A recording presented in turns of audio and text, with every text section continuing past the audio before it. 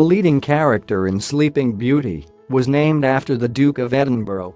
The prince in the highly acclaimed Disney movie was called Prince Philip, taking inspiration from the British monarchy.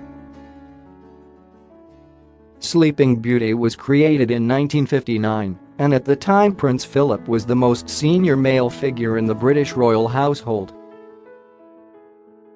The Disney film was the first to name its prince, while other movies like Snow White and the Seven Dwarfs and Cinderella never named their heroes. According to a Disney fandom website, Philip was the first Disney prince to be given a proper name and a developed character. He is said to have been named after the prince that Americans knew of best at the time, Prince Philip, Duke of Edinburgh, husband of Elizabeth II. However, Prince Philip's character in Sleeping Beauty did not appear to emulate the Duke's physical features, as he had brown hair and brown eyes.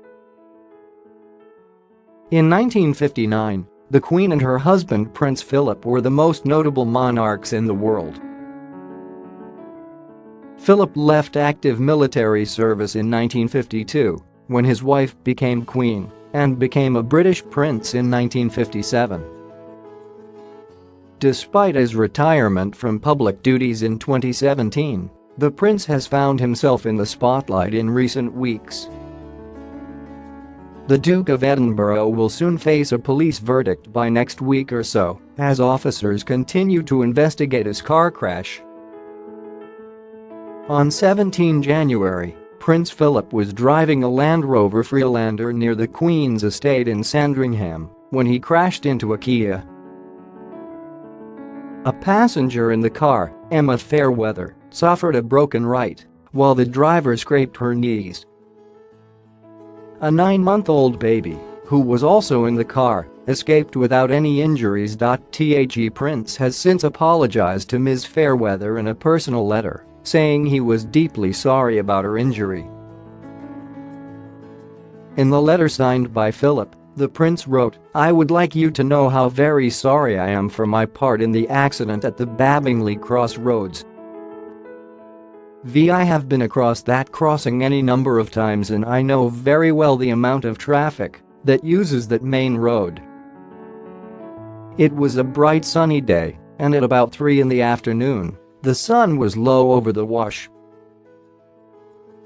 In other words, the sun was shining low over the main road. In normal conditions I would have no difficulty in seeing traffic coming from the Dersingham direction, but I can only imagine that I failed to see the car coming, and I am very contrite about the consequences. I was somewhat shaken after the accident, but I was greatly relieved that none of you were seriously injured. As a crowd was beginning to gather, I was advised to return to Sandringham House by a local police officer. I have since learned that you suffered a broken arm. I am deeply sorry about this injury. I wish you a speedy recovery from a very